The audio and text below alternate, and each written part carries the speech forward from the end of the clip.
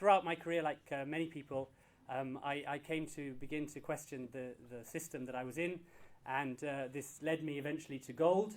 And from there, I've been led onwards towards Bitcoin. And I actually think that gold and Bitcoin are very much complementary. And I think that we can put them together and create something very powerful. And that's what I've sought to do in creating Bullion Bitcoin, which is a gold to Bitcoin exchange, which I've just launched. So I think I'll just make a very few points about Bitcoin to complement Michael's excellent presentation.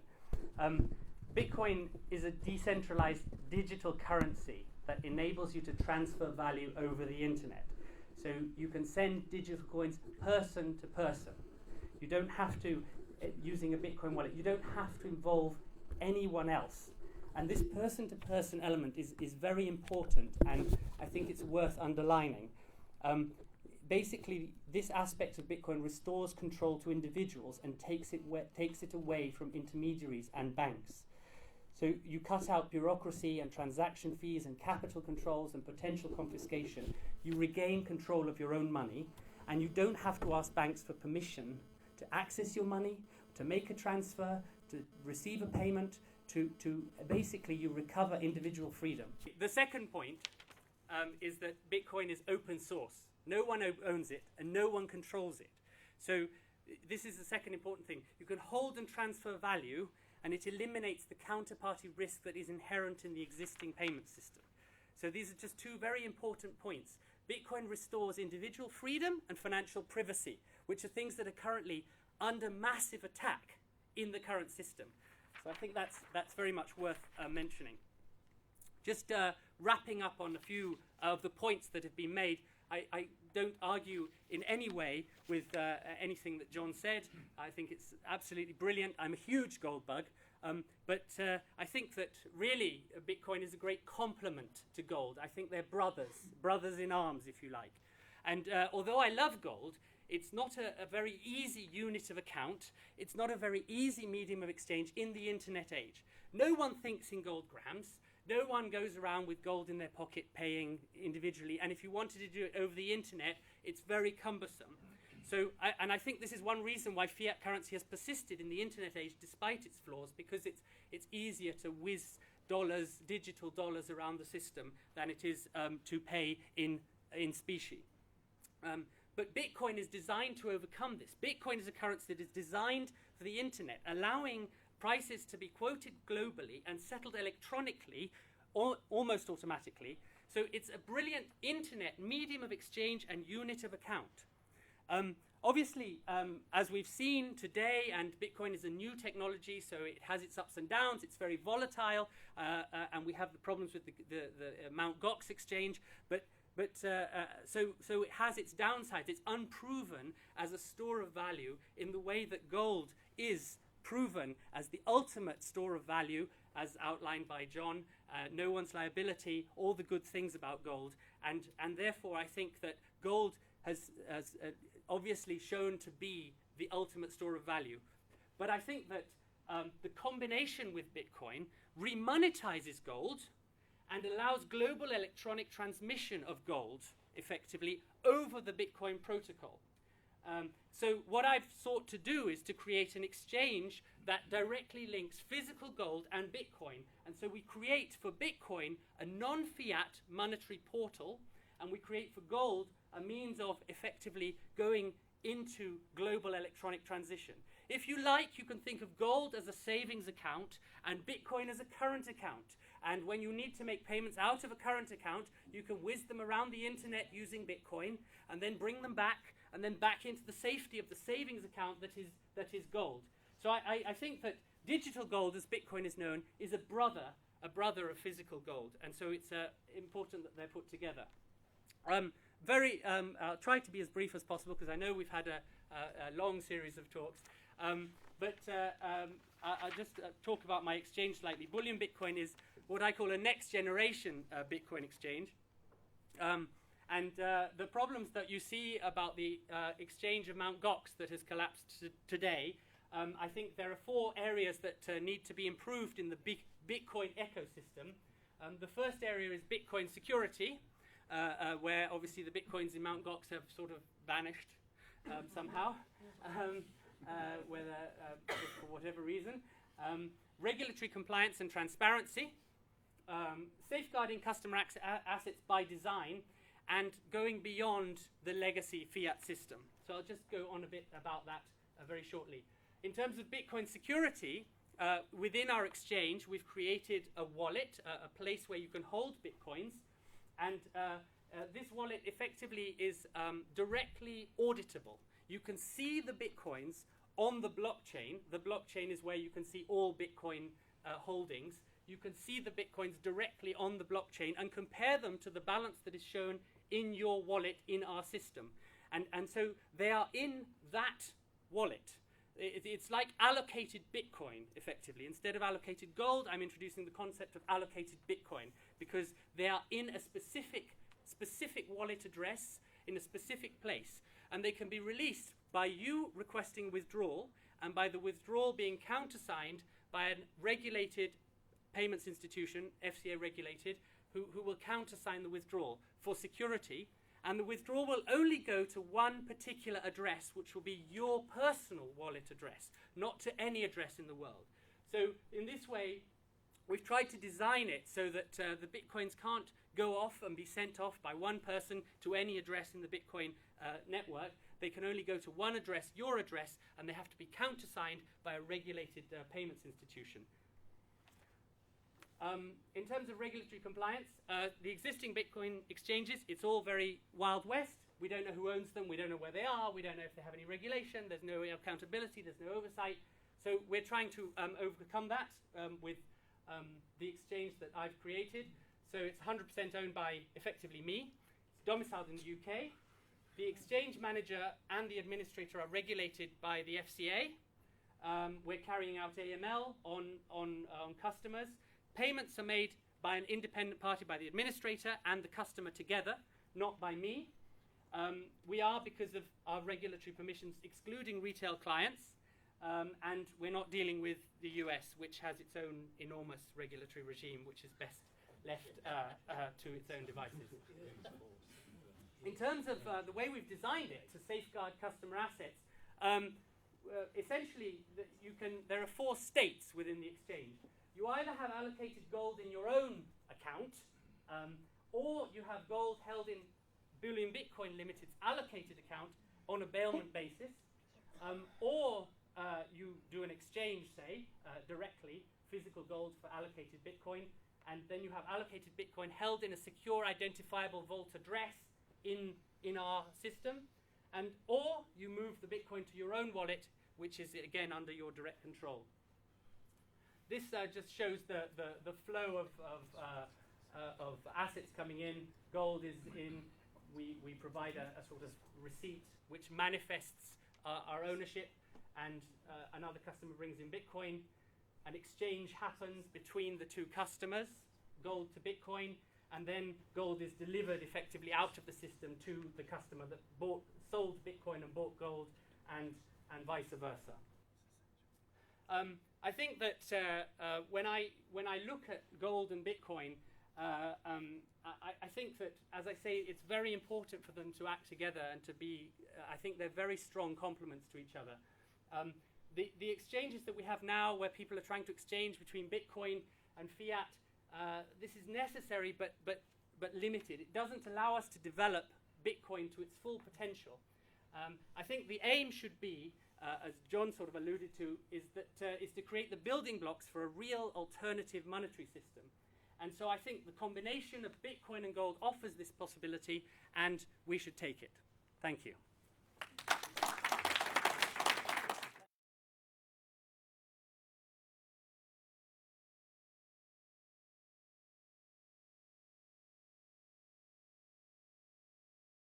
This government, the British government, because I was asked, can they mine Bitcoins?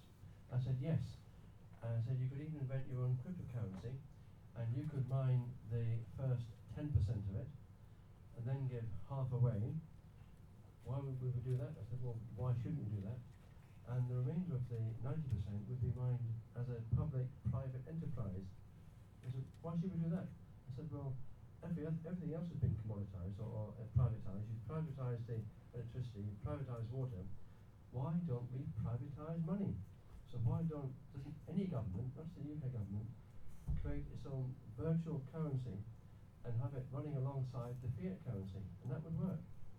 And in fact, there is a group of people in the UK who are thinking of doing just that. It's called Breaking Bit. Anyone seen the movie Breaking Bad? Well, we're going to become the breaking bit of virtual currencies around the world. More later. Okay.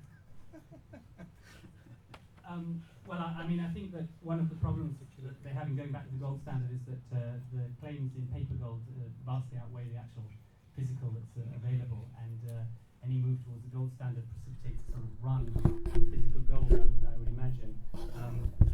But I think that it would be wise of them to consider the idea of cryptocurrencies and how they could implement it.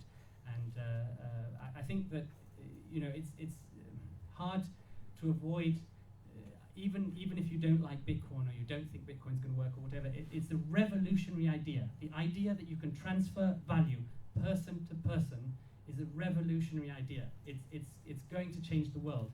They might kill this one, they might try and put it back in its box, but the fact that I can press a button on my phone and I can send Bitcoin to someone in China or Dubai or wherever, anywhere, and it'll be there instantly if they have an internet connection, without any banks, any clearinghouses, any of these people. It's a revolutionary idea which is going to change the entire system that we have and that exists, and has the potential to do that. And so, you can either accept the change and sort of work into it and be something that accepts innovation, or you can try and hold back the tide. And probably they'll try and hold back the tide, but I think they'd be well advised to think about how they could widen participation in direct payment and digital currencies. As I mentioned briefly near the end of my presentation, I have tremendous sympathy with what Bitcoin is trying to do, and I'll be surprised if governments in future do not, in certain ways, embrace the cryptocurrency concept. Now, I hate to say this, but I'm concerned that the way in which they embrace it will be one that applies a degree of taxation, which may or may not be welcomed by those who are using it at the time. But that may vary country by country, and there may be a degree of tax competition around how exactly cryptocurrencies are taxed. The same way varying rates of inflation is a tax, folks, let's accept that. Varying rates of inflation around the world are a form of tax competition among governments.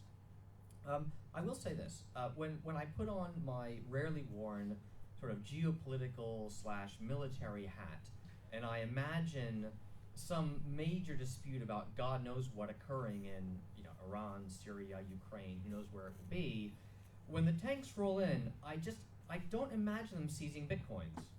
I do imagine them absolutely seizing gold. I can't imagine otherwise.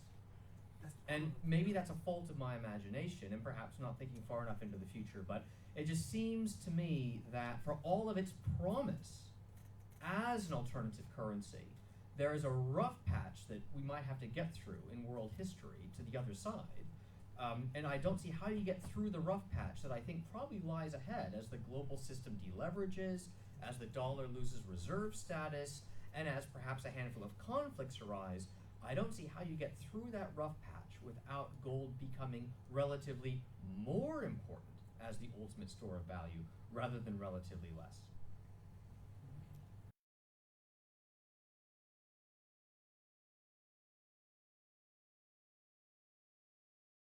There is a money transfer system called M-Pesa in Kenya and also in Uganda. And there is a company in the UK which is actually working with Simon on, can we mention it, crowdfunding. And they are inventing or creating the world's first, I believe, the world's first point-of-sale terminal. Now, point-of-sale terminals are used to access debit and credit cards anywhere in the world, and debits and credit, it charges your card for the payment. This point-of-sale terminal is entirely different, and it could be launched first in countries like Africa. In fact, I'm taking it to Africa because I've spoken to the inventor of it when I make my presentation in March to announce it, but you're hearing it before they do. And what it does is you can take your mobile phone and put it near the point of sale terminal, and it will extract the amount of money required under the NFC technology, or if the amount is too great, it will produce a little small QR code and your phone will read that. So that is the interface for, if you like, bricks and mortar companies around the world to accept bitcoins from mobile phones. Yes, I mean, there are lots of companies working on different solutions for this, and as you say, one of the most fertile areas of adoption is in developing countries, where the systems are less established than they are here, but obviously here there are more resources to innovate and try out new things, and so it is more here now, but will be, I think, great use in developing countries. And I mean, there are platforms that allow people to send bitcoins just by sending text messages, and you know, there's a lot of development in this area, and as you say, I think there's a lot of promise as well. And you know, when we've approached the government or the HMRC, you know, we do point out the anti-poverty benefits, for example, of Bitcoin, where you know you can send Bitcoin to someone in wherever, the Philippines, throw your phone immediately and they'll receive it straight there, and whereas if they go to Western Union, you will lose 20% of the amount, etc. And so there's a company called ZipZap as well, which is working on cash payments in this way as well. So yes, there's a lot of development in that area, and as you say, it is a very promising area. There are derivative platforms in the US if you want to do that, but I mean, you know, feel free, of course. The thing I would say about Bitcoin is, you know, Bitcoin is not legal tender. No one's forcing you to use it. It's totally free. So people adopt it or not, and they're totally free. No one is compelling anyone to use Bitcoin. So it's like gold. It's a free market thing. Governments enforce legal tender at the point of a gun, and that's their business. But Bitcoin is free. It's freely adopted. So I think, you know, the value of Bitcoin derives from the social consensus that it has value and that is used globally, and that I think is quite powerful. But please feel free to use the derivative platforms in the US. They would let you bet on them shorting Bitcoin.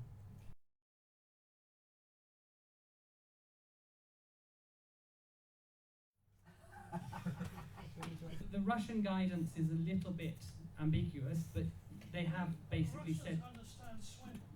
Yeah, maybe. But you know, basically, they have said that the Russian ruble is the main currency. Again, you know, it's a little bit strange because I could have sworn when I visited Russia that lots of people were using dollars and holding cash dollars in their homes and that sort of thing. So, you know, obviously, legal tender, just stating boldly that legal tender is so and so, doesn't work, as it was just a form of state violence. China, it's not banned, I don't think. The guidance is not that it's banned in China, and I'm not sure that it's exactly banned in India. In terms of it going from 1 to 1,500, obviously the value is 1 when there are you know, 100 people, most of them who are young techie developers using Bitcoin. When millions of people start around the world to use Bitcoin, the social consensus is that it has more value, and effectively it's a free market thing. It's not managed or guided or printed by a bunch of central banks. Effectively, people decided that it had value because it's ultimately a deflationary currency. There are a limited number of Bitcoins that will be produced, and that's the algorithm, and that's the way the mathematics works. So we're not, it is man-made in a sense, but it's man-made up to a point because it's really about mathematics and cryptography, and it's now a process that goes on automatically. That's the sort of nature of Bitcoin. So it has whatever value people are willing to attribute it to it through their use of it. The social consensus gives it value. But long-term capital was meant to be the same type of thing, and that went bust. Long-term capital was a hedge fund that was leveraged 40 times by buying government bonds. Long-term capital has nothing to do with Bitcoin. It's completely different. As John said, Bitcoin isn't a solution for everything, but the existing systems are entirely broken. I mean, the two biggest counterfeiters of US dollars and the British pound is the US government and the English government. And in fact, a recent story which hasn't hit the headlines yet, which I know about it, is that the US government were examining so-called counterfeit US dollars produced by North Korea, and they were so good quality, they were better than theirs. And one of the US senators said, well, why don't we use their dollars instead of ours? And they all seem to agree with that. Why not? Now, if anyone here can produce better US dollars than the US government, you'll be a winner. Why not? So Bitcoin isn't a scam. The biggest scam is under your very nose now. And Bitcoin is actually controlled by mathematics, as is the universe. Do you want to give John a look in? Sorry. Yes. I don't think I really have much to say about that. About the counterfeiting aspect, it's interesting. It really depends on your definition of counterfeiting. The definition of counterfeiting that was explicitly used in multiple major historical documents by the people who wrote the U.S. Constitution would characterize what's happening today as counterfeiting. I mean, it's black and white. I mean, this is not open to dispute, and anyone who is a constitutional scholar understands that. I mean, the Coinage Act of 1792 made that clear, and in fact, it's kind of just funny historical trivia. And this is going way off topic, so I'll end it quickly. But funny historical trivia: there were only two federal crimes when the United States came into existence. Only 2 federal crimes. All the rest of the crimes were left to the states. 2 federal crimes: treason, counterfeiting. And the penalty for both was death. You can borrow them, but I would advise you to borrow bitcoins, because if you borrow the bitcoins and you use them in the world at present, you'd have to convert them into pounds, and then when you have to repay them, the price of Bitcoin might go up or down, and if it goes up, you'd have a large amount to repay. So I would caution you against borrowing bitcoins per se, unless the investment you made was in bitcoins. But who would lend bitcoins? Well, there's there's something called BitBank, I think. There's an internet there's a bank, a Bitcoin bank in Germany called BitBank, I think.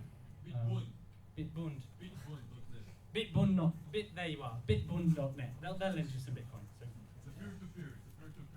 Peer-to-peer lending in Bitcoin. Okay, brilliant.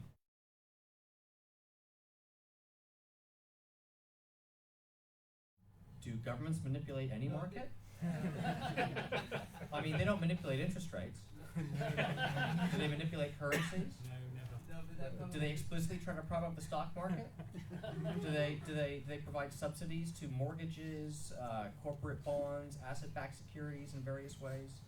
Do they require bank capital to be held in government bonds instead of gold? Do they require? I mean, the list goes on and on. Anyone who thinks that the gold market is not manipulated in some way by authorities is being naive. I mean, let's be honest. Now, I'm not saying I know what they're doing, or I know what the purposes of what they're doing, but the idea that they're doing nothing when they're doing everything else explicitly and openly, it's a bit naive, in my opinion. Does that answer your question? Well, my question was more specific to the massive drop last year. Yes. Well, keep in mind that if you could argue that a lot of speculative interest entered the gold market in 2011, and it drove the price to $1,900 per ounce briefly in a just purely speculative wave of buying, and that was unwound over the course of the last couple of years. If you draw a longer-term trend line, guess where gold currently is? It's actually bouncing and rising from that longer-term trend line. So was that the result of manipulation, or was it the result of normal market dynamics? I think you can make either case. The latter case is easier to make, probably. But again, to assert that under no circumstances are any economic officials the world over remotely involved in somehow transacting in the gold market in a way which might be influencing the price, I think is a bit naive. But I wouldn't say that's the reason why it went down.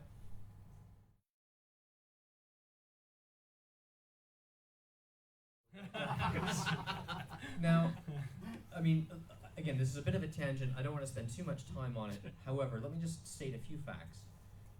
Back in 2012, there was an extremely active movement, grassroots movement, amongst German academic and business circles to repatriate Germany's gold.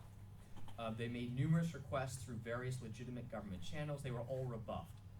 And they were rebuffed until they weren't. I mean, literally, it seemed to suddenly one day, finally, the government decided it needed to act. There was enough political grassroots pressure. When they acted, they went to the Bundesbank and said, okay, Bundesbank, you need to do something about this. And the reason why they had to ask the Bundesbank to do something about it was because the Bundesbank is not answerable to the German government. It is by far, and I stress this, by far the most independent central bank in the world that exists today. Then the Bundesbank rebuffed it and said, well, you can't tell us what to do. We're the Bundesbank. But even there, after a few months, even the Bundesbanks kind of realized the writing was on the wall and that public opinion was building against them. And so suddenly, again, all of a sudden, the Bundesbank said, fine, you're right, we'll repatriate some gold. And so they make a request to the United States to do so. But the odd thing was the way in which that request was granted, which was to deliver gold from the beneath the New York Federal Reserve in Manhattan to the Bundesbank at a rate that was so slow you could literally be moving it in a rowboat year by year across the Atlantic. And that kind of, I mean, that really raised a lot of eyebrows when that happened. When Charles de Gaulle requested delivery of France's gold bullion underneath the New York Federal Reserve, they sent a battleship. And they took the bulk of it in one delivery. One delivery. And they publicized it. They wanted to send a message to the whole world. And so here the Bundesbank sends a rowboat. It just looks a bit odd. Do I know what's going on? No. Does it seem what should be going on? No. There is something else going on we don't know.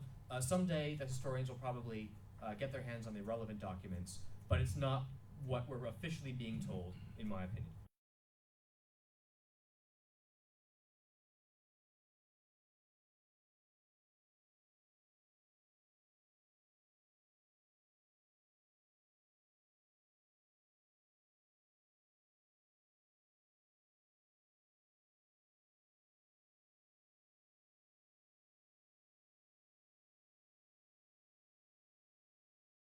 If perfect anonymity were possible, then yes, that would appear to work. I'm not sure perfect anonymity is possible. And I've read multiple papers now suggesting that even the Bitcoin algorithm, in theory, leaves a digital trail that could be followed by authorities with sufficient computing power, should they desire to exercise that computing power. If that's true, then in theory there is a digital trail being created as we speak from the original Bitcoin ever mined to all the Bitcoins that exist today. And if someone wanted to, they could recreate every single exchange. Again, I'm not an authority on this. I've simply read a couple papers suggesting that in theory it could be done. And now I'll say one other thing.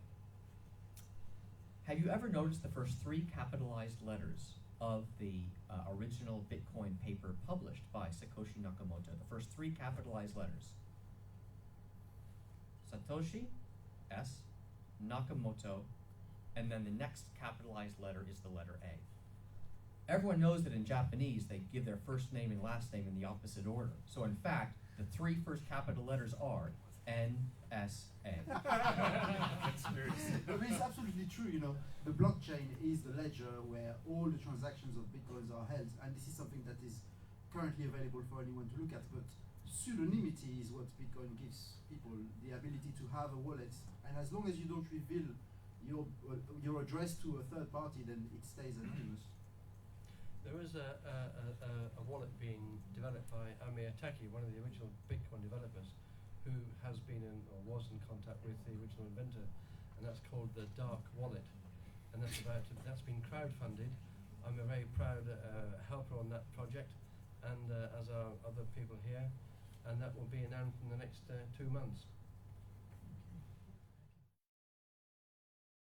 Bob is a member of Her Majesty's government, but not Her Majesty's UK government, but Her Majesty's government, and he'll explain how that's come about or how it is. Yes, I'm a member of the States, the government in Alderney, which is a small crown dependency, part of the bailiwick of Guernsey. And I chair the finance committee. Some people call me the finance minister. It's a small budget, and I don't sign notes or anything like that.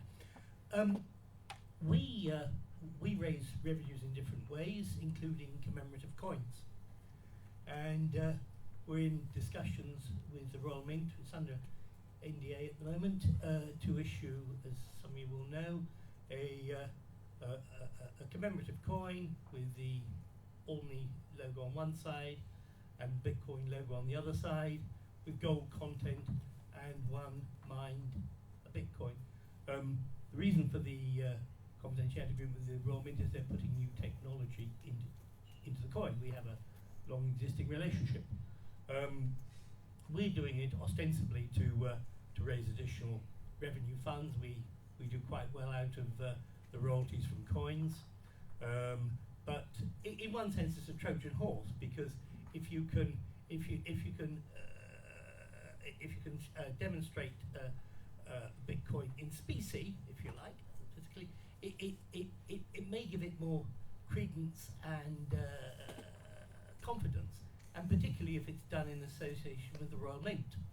Certainly there needs to be regulation for Bitcoin, and I think it should be pan-jurisdictional, and it should be taken well away from the legacy issues which the financial regulators are coping with and continue to cope with in most jurisdictions.